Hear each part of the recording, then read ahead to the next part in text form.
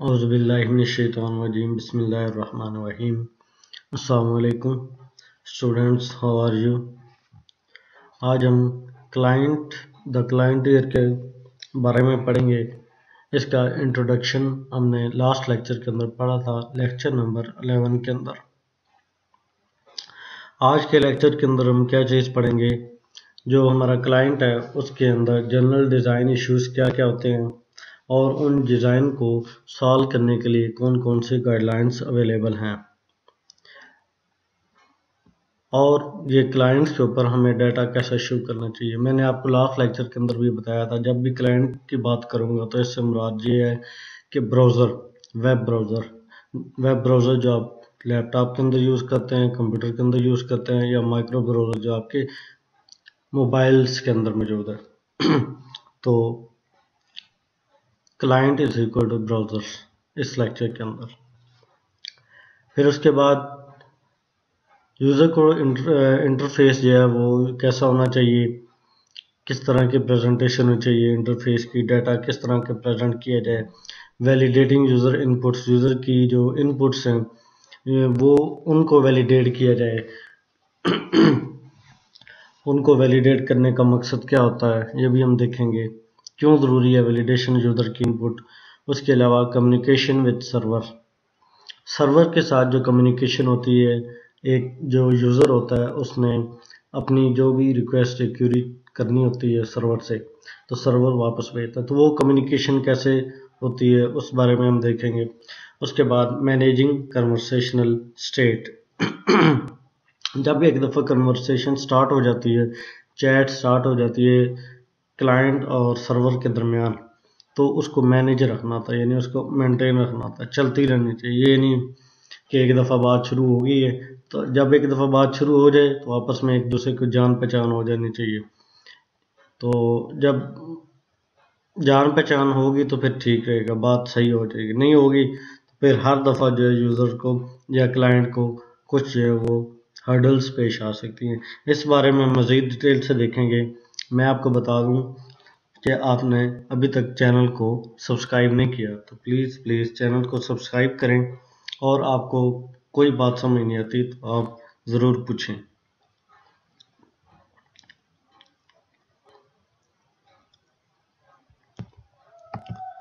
तो ये चीज़ें हमने डिस्कस करेंगे आगे चल के।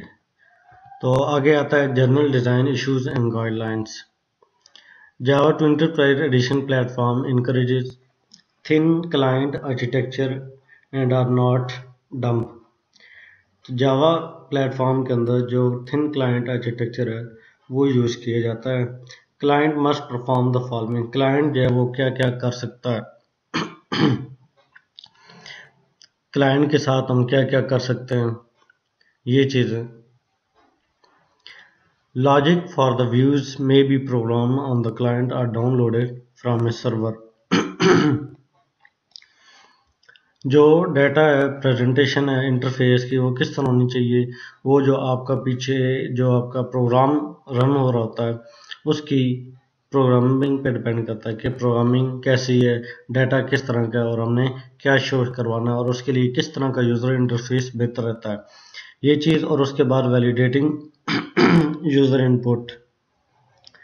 Enforce data constraints by validating user input, although EIS Enterprise Information System and Enterprise Java means their tier enforce constraints on model data। दो चीज़ें मैं आपको पहले भी बताई हैं, यूज़र प्रेजेंटेशन है वो कैसी होनी चाहिए, और यूज़र की जो इनपुट है उसको कंट्रोल करना चाहिए।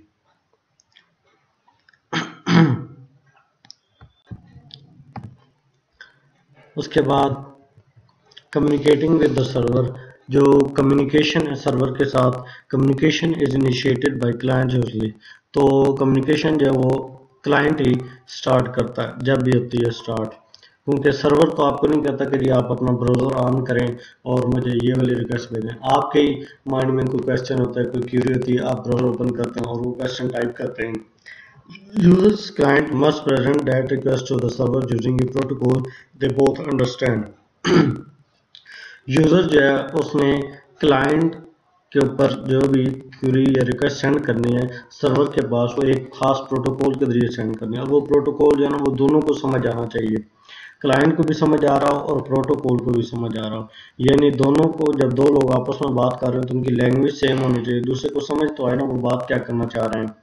तो ये चीज़ managing conversation state, track information as a user goes through work flow और प्रोसेस। जब से यूजर आपके एक दफ़ा साइट पे आ गया, आपने उसको ट्रैक करना है, उसके सेशन को मेंटेन रखना है, उसकी जो सारी एक्टिविटीज़ है उसको ट्रैक करना है कि वो क्या कर रहा है, किस पेज पे जा रहा है, अब क्या एक्टिविटी परफॉर्म की, ये सारी चीज़ें आपने इस यूज़र को ट्रैक करना है। उसके बाद the client may track none, some और ऑल ऑफ दिस इंफॉर्मेशन। ठीक है, तो क्लाइंट जो है वो इसमें वो कभी तो सारी उसकी एक्टिविटीज़ को नोट कर रहा होता है, कभी कुछ एक्टिविटीज़ को नोट कर रहा होता है, और कभी कोई भी वो एक्टिविटी ट्रैक नहीं कर रहा होता। ये दो तीन चीज़ हमने कर्नल गाइडलाइन और डिज़ाइन इश्यूज के अंदर देखे थे।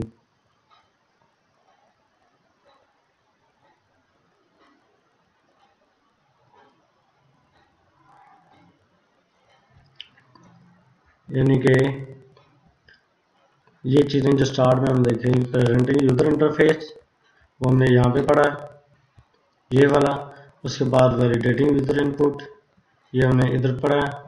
उसके बाद कम्युनिकेशन विद सर्वर, इसके बाद ये पढ़ा, और मैनेजिंग कन्वर्सेशनल स्टेट, ये चीज़ें इनका थोड़ा थोड़ा इंट्रोडक्शन मैंने आपको दे दिया। अब इसको मज़ीद आगे लेके चलते हैं। Browsers client, browser are the thinnest of client.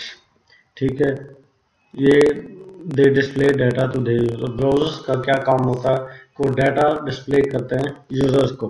Rely on server for application functionality.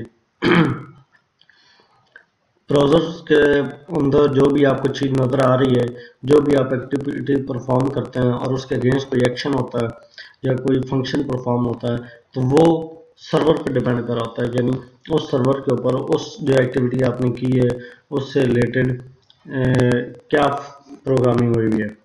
उसके बाद they are attractive for a couple of reasons. कौन? Browsers. An application change required server side changes.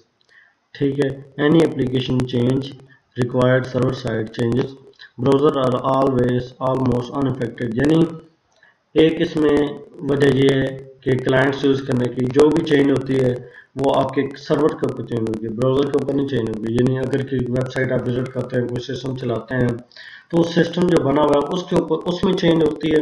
तो ये तो नहीं है कि आप वो हर बंदे के ब्राउज़र में जाके उसकी ब्राउज़र की सेटिंग करते हैं ताकि ये आपके सिस्टम पे हमारी वेबसाइट चल सके, ऐसे नहीं है। सारी जो को फंक्शनैलिटी होती है, सारी जो चेंजिंग होती है वो सर्वर साइड पे होती है, ब्राउज़र्स के ऊपर कुछ भी नहीं होता, वो कोई चेंज नहीं करते। दे आर ubiquitous, ये हर जगह पे होते हैं। Almost every computer has a browser. जैसे आपको पता है, आप कोई भी ऑपरेटिंग सिस्टम इंस्टॉल करते हैं इवन, तो उसके साथ एक ब्राउज़र आ जाता है, माइक्रोसॉफ्ट एज ब्राउज़र। ठीक है, और आप कोई भी डिवाइस ले लें मोबाइल की, मोबाइल आपके पास कोई भी, उसके अंदर देख लें आपको ब्राउज़र्स मिल जाएंगे। मतलब ये हर जगह पे मौजूद हैं, हर डिवाइस के अंदर तकरीबन ये मौजूद हैं, इसलिए इनके browsers are the thinnest of clients. उसके बाद we will see the issues behind designing and implementing the browser's client। क्या क्या इश्यूज हैं? Presenting the user interface, validating user input, communicating with the server, managing conversational state. ये सारी चीज़ें क्या होती हैं, इनके बारे में हमने पढ़ा है। लेकिन ये चीज़ें इश्यूज कब बनती हैं, इश्यूज कैसे बनते हैं ये देखते हैं। Presenting the user interface, browser clients download document from a server. Browser जो है वो आप ब्राउज़र के ऊपर आपको जो भी वेबसाइट नज़र आ रही है वो उसका ब्राउज़र के अंदर तो नहीं सही, वो सर्वर पे पड़ा हुआ है, वो सर्वर से डाउनलोड करके आपको दिखाता है। Document contain data as well as instruction for presenting the data. तो डॉक्यूमेंट जो है उसके अंदर डाटा होता है और उसके साथ साथ इंस्ट्रक्शन होती है कि ये डाटा कैसे शो होगा यूज़र को। Documents are usually dynamically generated by JSP, PHP, ASP। ये सारी जो हैं JSP, PHP, ASP, ये डायनामिक प्रोग्रामिंग लैंग्वेजेस हैं।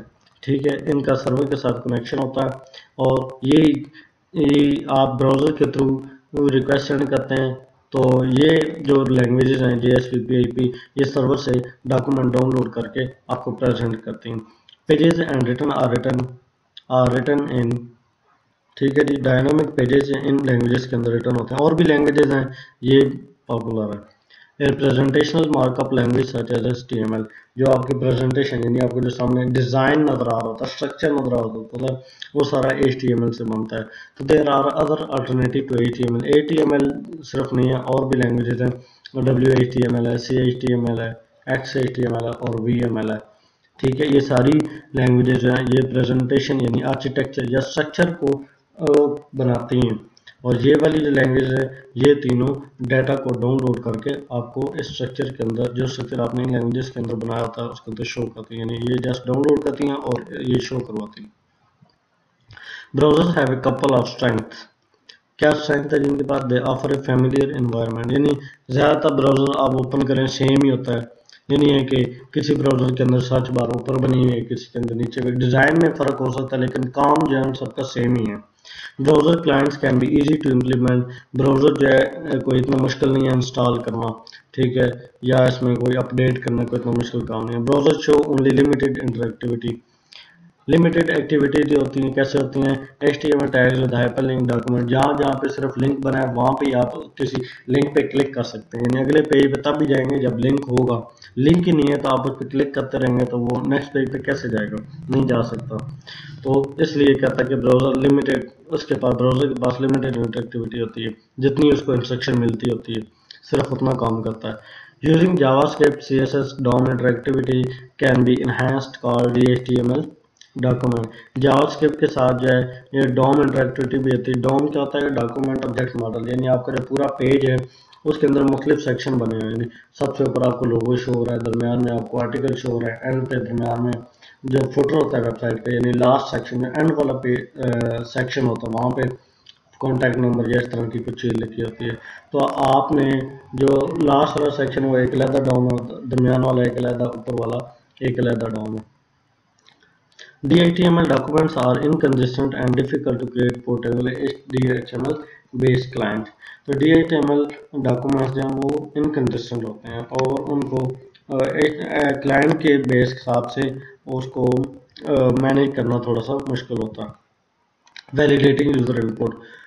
Browsers and server can do the validation. Browsers और सर्वर ये दोनों वैलिडेशन कर सकते हैं।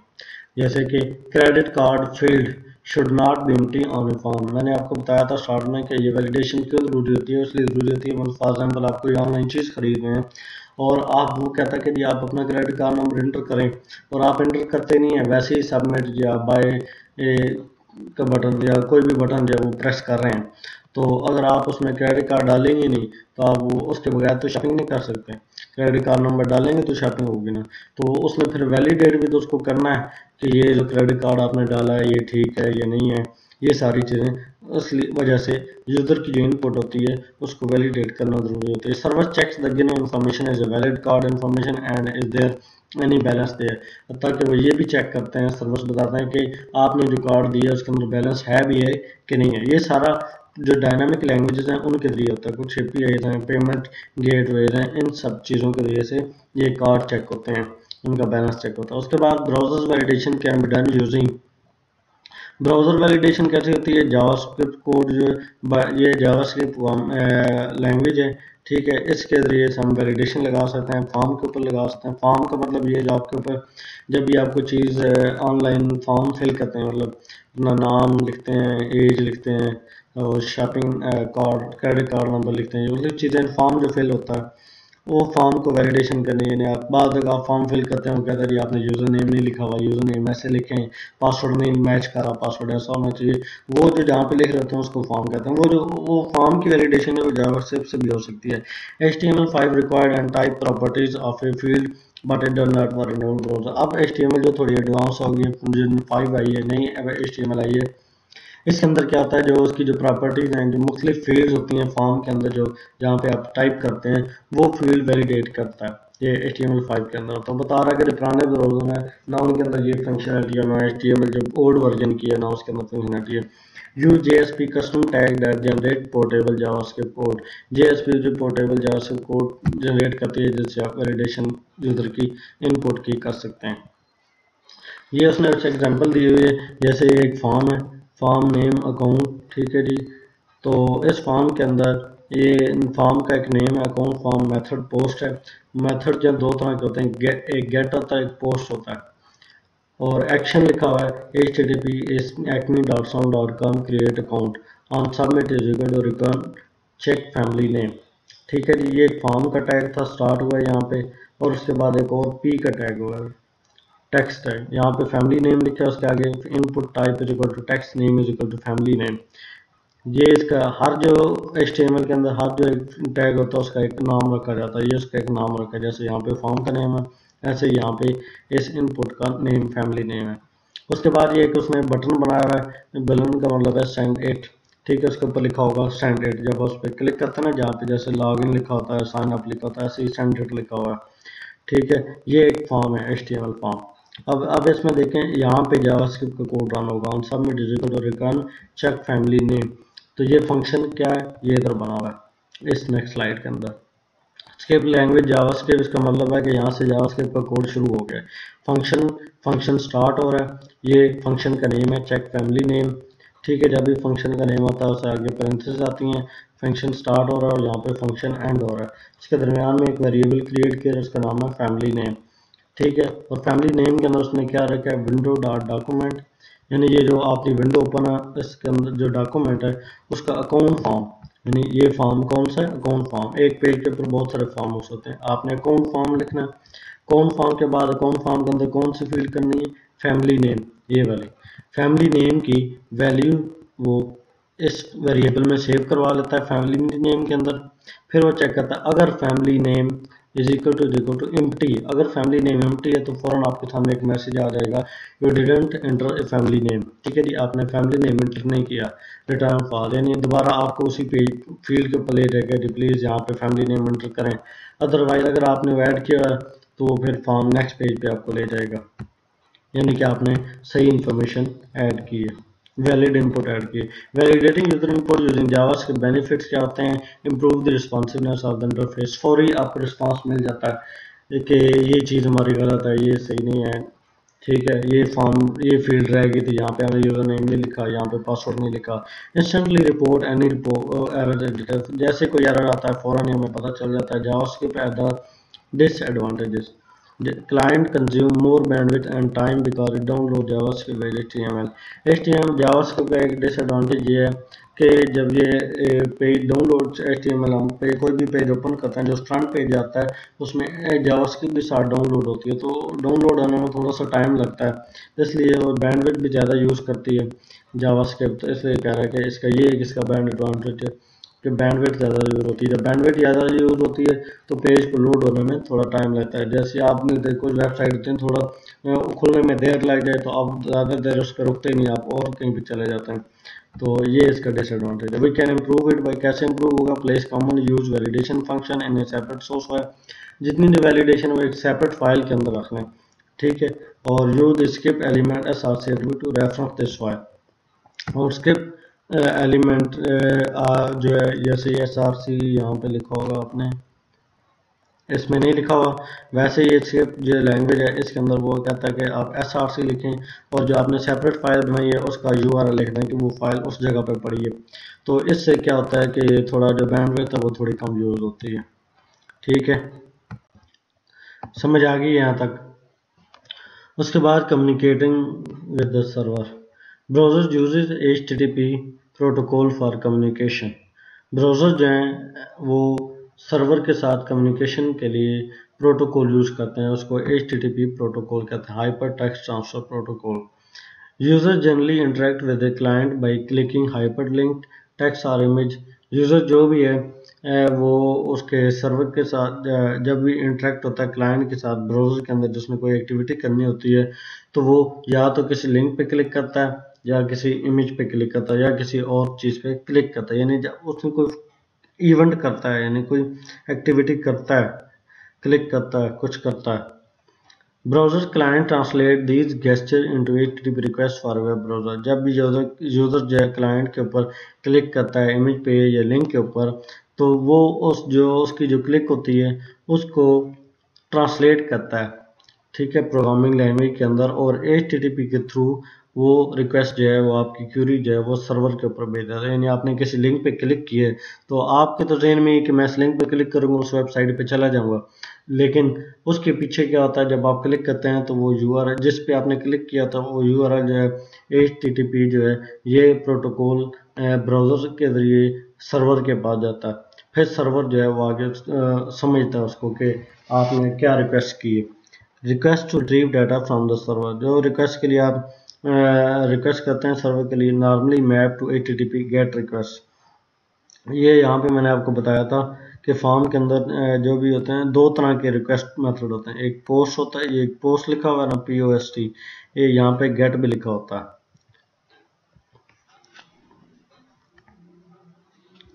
तो नॉर्मली डिफ़ॉल्ट मेथड यही होता है गेट वाला।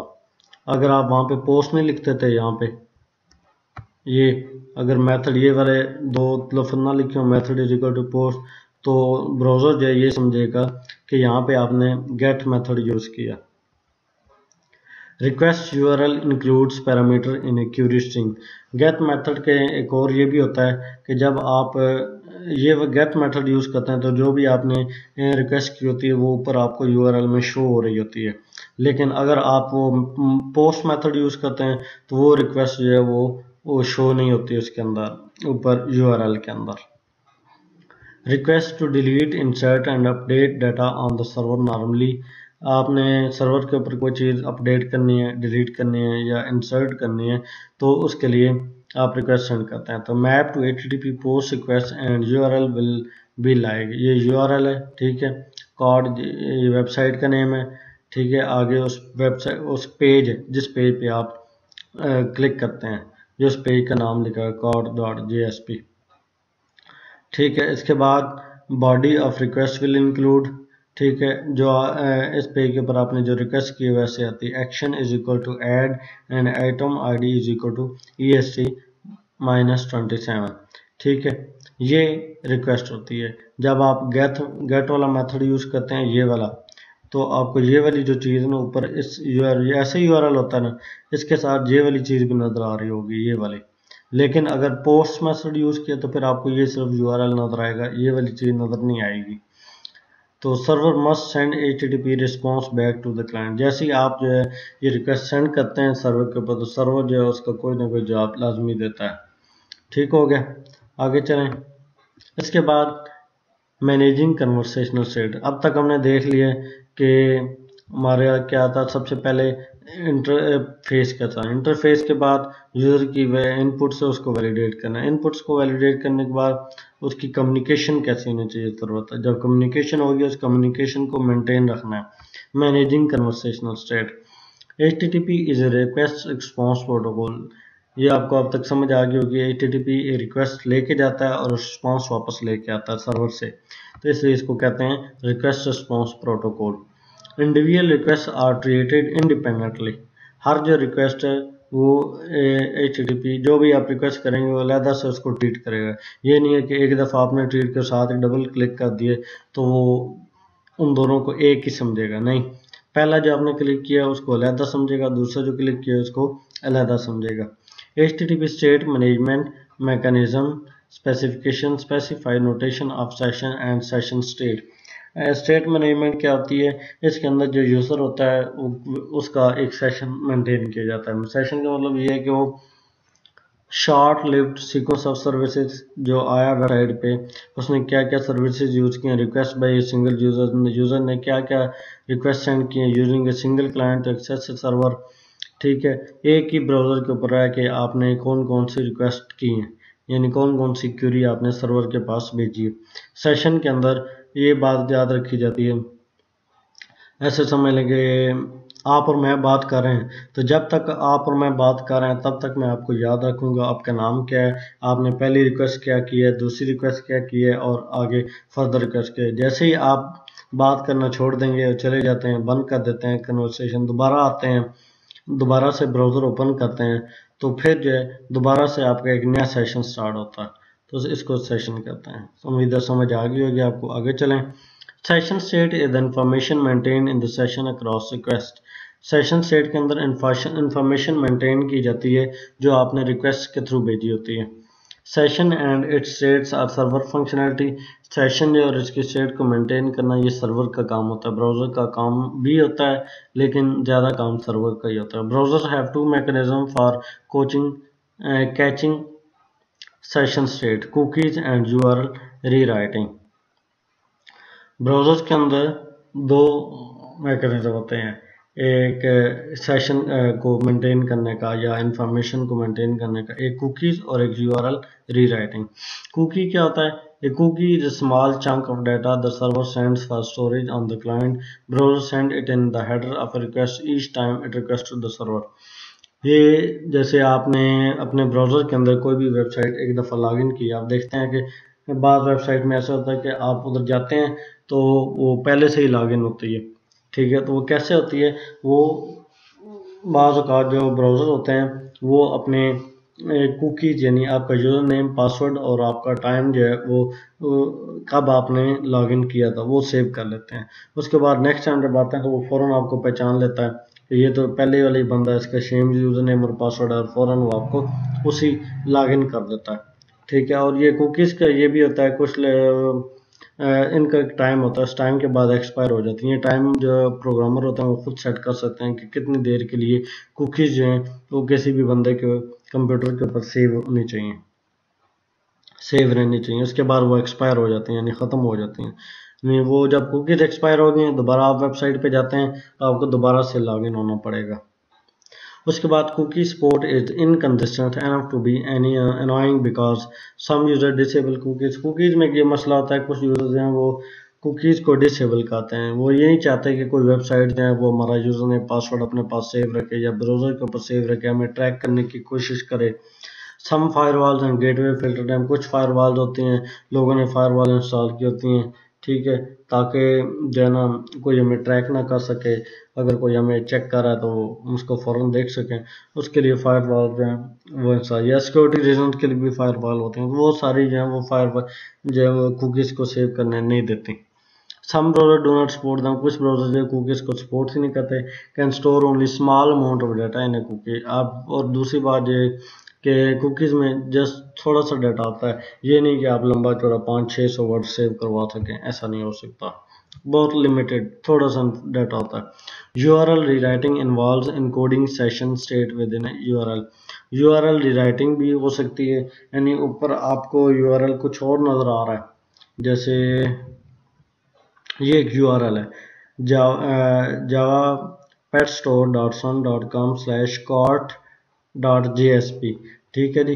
अगर मैं यूआरएल रीराइटिंग यूज़ करूँ तो यहाँ पे मैं आप चाहूँगा कि सिर्फ आपको कार्ट नज़र आए, ये एंड पे .jsp नज़र ना आए, या मैं इस पे इसकी जगह पे कुछ भी लिखवा सकता हूँ यूआरएल रीराइटिंग के थ्रू। यहाँ पे मैं लिखवा दूँ जी सर्वर लिखवा सकता हूँ, ठीक है। मतलब कुछ कोई भी लफ्ज़ जो आपके पेज से रिलेटेड है वो जो ये लोग लिखवाते हैं, प्रोग्रामर लिखवाते हैं। यूआरएल रीराइटिंग जो होती है ये भी इसके अंदर ये भी हम सेशन सेव कर सकते हैं। सेशन स्टेट जो send back to server using URL, session state है जो वो यूआरएल के थ्रू वापस आती है। उसके बाद URL rewriting works everywhere and useful when cookies are not supported.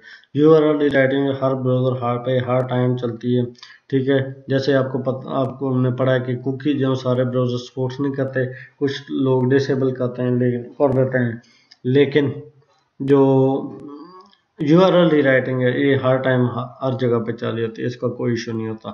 Page containing rewritten your consume much bandwidth, जब यूआरएल रीराइट हो रहे होते हैं उस टाइम बैंडविड्थ भी ज़्यादा यूज़ हो रही थी। For each request the server received it must rewrite every URL in its response HTML page.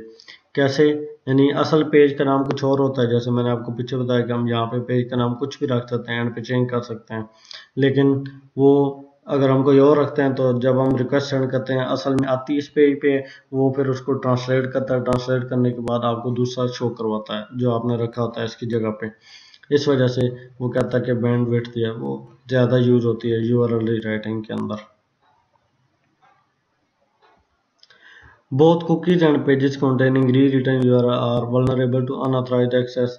तो कुकीज़ जो है और रीराइट ये दोनों जो है सिक्योरिटी के लिहाज से डेंजरस भी हैं, क्योंकि इनको कोई भी जो हैकर है वो इजीली एक्सेस कर सकता है। तो browser usually retain cookies and pages in the local file system. Browser ने जो कुकीज रखी होती हैं वो पेजेस में रखी होती हैं, लोकल आपके कंप्यूटर के ऊपर एक फाइल बना देता है, वहाँ पे आपके वो पासवर्ड या और कोई चीज़ें जो भी उसने रखवानी है वो रखी होती हैं। तो any sensitive information like password they can contain is vulnerable to abuse by anyone else who can access this data। तो अगर वो किसी हैकर के हाथ वो कुकीज आ जाती हैं या ये रिटर्न के थ्रू वो आ जाते हैं, तो फिर तो आपकी हर चीज़ के डाटा के ऊपर एक्सेस कर सकता है। तो इसका एक ही सोल्यूशन है, encrypting the data stored on the clients might solve this problem. यानी जो भी आप कुकीज सेव करवाते हैं वो इनक्रिप्टेड फॉर्म के अंदर होने चाहिए, ताकि कोई जो अगर एक्सेस कर ले तो उसको समझ ना आए। ठीक है, उम्मीद है आपको आज का लेक्चर पसंद आया होगा, समझ भी आया होगा। कोई चीज़ समझ नहीं आई तो आप ज़रूर पूछें, और आखिर में आपको दोबारा कह रहा हूँ कि चैनल को सब्सक्राइब करें और अल्लाह हाफ़िज़।